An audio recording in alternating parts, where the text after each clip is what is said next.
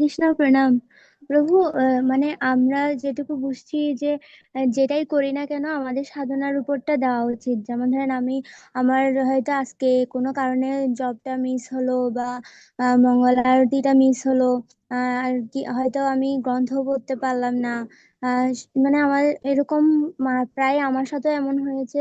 প্রভু, এই লজ্জার কারণে, মানে যেমন ধরেন আমি তো হুম হুম। করিনি সেটা। রাইট। হ্যাঁ, আমি রিপোর্টটা দিতে মানে একটু লজ্জা লাগে, বা সবার সামনে দেওয়াটা আসলেই, মানে আমার এরকম হয়েছে অনেকবার। তো প্রভু, আমরা মানে যেটাই করি না কেন, যেমন ধরুন আমি কোনো কিছু করলাম না, রান্নাটা শুধু করলাম, তাহলে আমার কি ওই রান্নাটা লিখেই রিপোর্টটা দেওয়া উচিত? হরে কৃষ্ণ, ইয়েস। যদি জিরো হয়, জিরো পাঠিয়ে দিতে হবে। এতে করে আপনার পরিশুদ্ধি আসবে। আর যখন এবার জিরো পাঠাবেন, সবাই যখন দেখবে তখন আপনার হৃদয় বলবে, দেখো কেমন দেখাচ্ছে এটা। ঠিক আছে, তোমাকে ভালো সাধনা করতে হবে। ঠিক আছে, তখন আপনার হৃদয় আপনাকে বলবে ভালো সাধনা করার জন্য। আরেকটা হচ্ছে, এভাবে যদি চলতে থাকে সেটা আপনার কালচারে পরিণত হয়ে যাবে। তখন সেটা আপনার জন্য বিপদ ডেকে আনবে।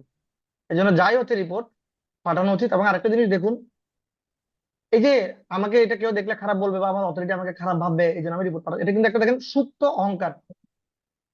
কারণ আমি চাইছি আমি ভালোটা পাঠিয়ে হিরো হবো। ডোন্ট মাইন্ড প্লিজ, এটা আমি আমার এক্সপিরিয়েন্স থেকে বললাম। ভালোটা পাঠাবো সবসময়, তাহলে উনি আমাকে সবসময় বাহবা দিবে।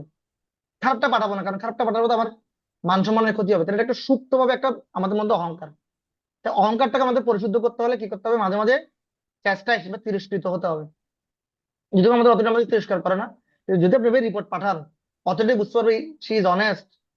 ওনারাও বুঝতে পারবে, দেখেন উনি তারপরে অনেস্ট রিপোর্ট পাঠাচ্ছে। হয়তো কোনো কারণে আপনি লিখে দিতে পারেন, কেন করতে পারেননি, আমি অসুস্থ ছিলাম, বা এই বিভিন্ন বিষয়গুলো লিখে দিতে পারেন।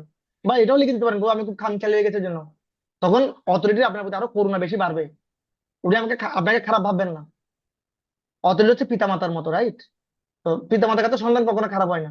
বরং তিনি আপনার প্রতি করুণা পরায়ণ হবেন, প্রার্থনা করবেন যাতে আপনি সবসময় সেটা করতে পারেন। এতে করে আপনার ডেভেলপমেন্ট হবে, আপনার লাভ হবে। হরে কৃষ্ণ।